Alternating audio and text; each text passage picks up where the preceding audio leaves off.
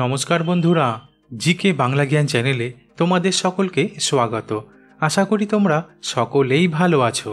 আজকের প্রথম প্রশ্ন, মূলাকে খুবই উপকারী সবজি হিসেবে বিবেচনা করা হয়, তাই অনেক মানুষই মূলা খেতে ভালোবাসে। কিন্তু মূলা পাতা শাক হিসাবে খেলে কি উপকার হয়?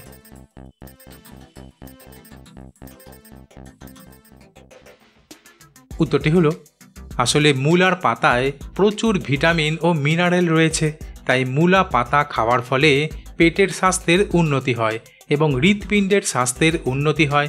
তাছাড়া মূলা পাতা ক্যালসিয়ামের একটি ভালো উৎস, যার কারণে এই পাতাগুলি হাড়ের ঘনত্ব বাড়াতেও কার্যকর ভূমিকা পালন করে। পরের প্রশ্ন, জন্মদিন পালন করার সময় মোমবাতি জ্বালানো হয় কেন?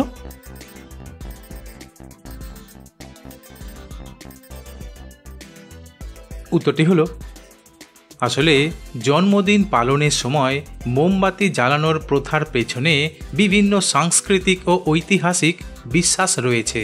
তবে জন্মদিনে মোমবাতি জ্বালানো একটি উৎসবের পরিবেশ তৈরি করে এবং কেক কাটার সময়কে একটি বিশেষ মুহূর্ত হিসেবে চিহ্নিত করে, তাই মোমবাতি জ্বালানো হয়। পরের প্রশ্ন, আজকাল গ্রামাঞ্চলেও কাঁচা বাড়ির সংখ্যা কমে গিয়ে পাকা বাড়ির সংখ্যা দিন দিন বেড়ে চলেছে, তাই বাঁশের ব্যবহার দিন দিন কমে যাচ্ছে। কিন্তু বিশ্ব বাঁশ দিবস কবে পালন করা হয়? বন্ধুরা, প্রশ্নগুলি ভালো লেগে থাকলে লাইক করে দিও।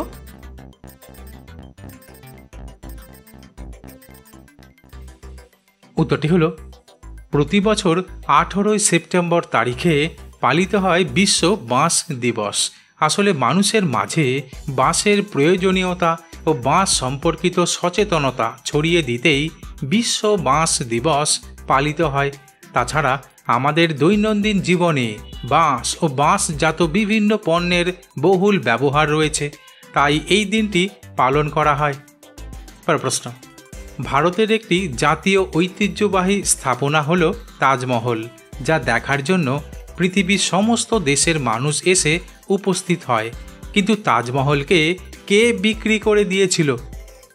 বন্ধুরা, ঠিক এই রকম আরও অজানা নতুন নতুন প্রশ্ন উত্তর জানার জন্য আমার চ্যানেলটিকে সাবস্ক্রাইব করে দিও।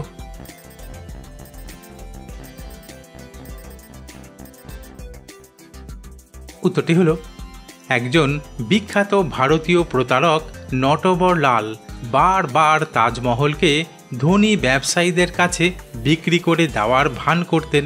এমনকি লাল কেল্লা এবং সংসদ ভবন বিক্রি করার জন্য পরিচিত ছিলেন নটবরলাল।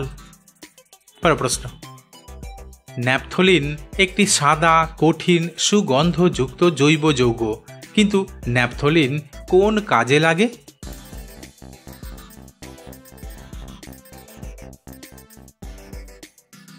উত্তরটি হলো, আসলে ন্যাপথলিনের প্রধান ব্যবহার হলো কাপড় এবং অন্যান্য জিনিসপত্রকে পোকার ক্ষতি থেকে রক্ষা করা। বিশেষ করে এটি মথ এবং অন্যান্য কীট পতঙ্গ থেকে কাপড় ও উল জাতীয় জিনিসকে নিরাপদ রাখার জন্য ব্যবহৃত হয়। তাছাড়া পুরনো কাপড়, কাগজ, বই এই সমস্ত কিছুর মধ্যে পোকামাকড় প্রবেশ করতে না দেওয়ার জন্য ন্যাপথলিন বল ব্যবহার করা হয়।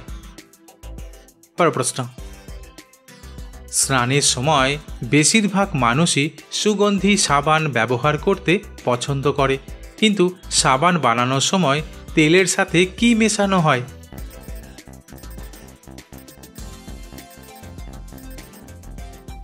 উত্তরটি হলো, আসলে সাবান বানানোর সময় তেলের সাথে কস্টিক সোডা মেশানো হয়। পরের প্রশ্ন, কিছু মানুষ এমন আছেন যারা কোথাও বসলে পায়ের উপরে পা তুলে রাখতে ভালোবাসে, কিন্তু পায়ের উপরে পা তুলে দীর্ঘ সময় বসে থাকলে কোন অঙ্গের ক্ষতি হয়?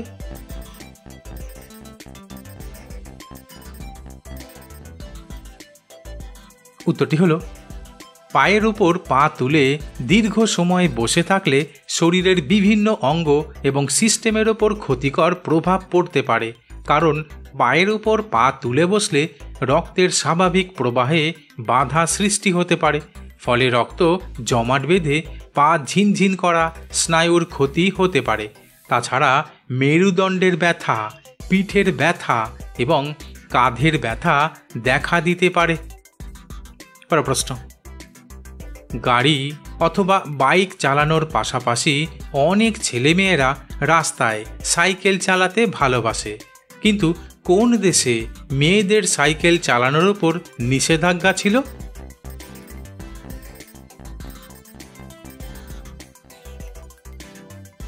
উত্তরটি হলো, শুনে অবাক লাগলেও আসলে সৌদি আরবে দীর্ঘদিন ধরে মেয়েদের সাইকেল চালানোর ওপর কড়া বিধিনিষেধ ছিল। তবে 2013 সালে এই নিয়ম কিছুটা শিথিল করা হয়।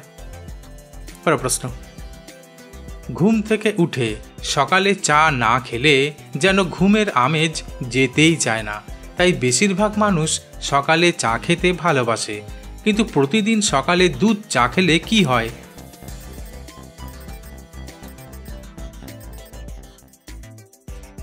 উত্তরটি হলো, প্রতিদিন সকালে দুধ চা খাওয়ার কিছু সুবিধা এবং কিছু অসুবিধা উভয়ই রয়েছে। আসলে দুধ চায়ের মধ্যে থাকা ক্যাফেইন অল্প সময়ের জন্য এনার্জি বৃদ্ধি করে, মানসিক সতর্কতা বাড়াতে সাহায্য করে এবং অলসতা কমাতে পারে, এমনকি মেজাজও উন্নত করে তোলে। কিন্তু কিছু মানুষের ক্ষেত্রে সকালে খালি পেটে দুধ চা পান করলে অম্বল বা গ্যাসের সমস্যা দেখা দিতে পারে। তাছাড়া রক্ত স্বল্পতার ঝুঁকি বাড়াতে পারে, ওজন বৃদ্ধি পেতে পারে, ডায়াবেটিসের ঝুঁকি বাড়তে পারে। তাই প্রতিদিন সকালে দুধ চা না খাওয়াই ভালো। প্রশ্ন, কোন ফল খেলে পুরুষের শক্তি 3 গুণ পর্যন্ত বাড়িয়ে তোলে?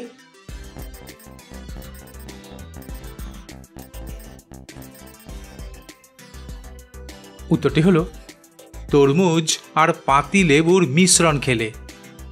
পরের প্রশ্ন, মানুষের শরীরের কোন অঙ্গ বিদ্যুৎ উৎপন্ন করতে পারে?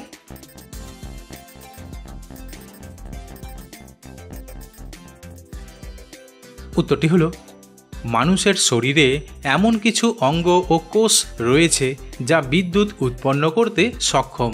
বিশেষ করে মস্তিষ্ক, হৃৎপিণ্ড এবং স্নায়ুতন্ত্র বিদ্যুৎ উৎপন্ন করে, যদিও এই বিদ্যুৎ খুবই ক্ষুদ্র পরিমাণে উৎপন্ন হয়। বন্ধুরা, আজ এখানেই শেষ করছি। পরবর্তী ভিডিওতে নতুন কিছু তথ্য নিয়ে হাজির হব।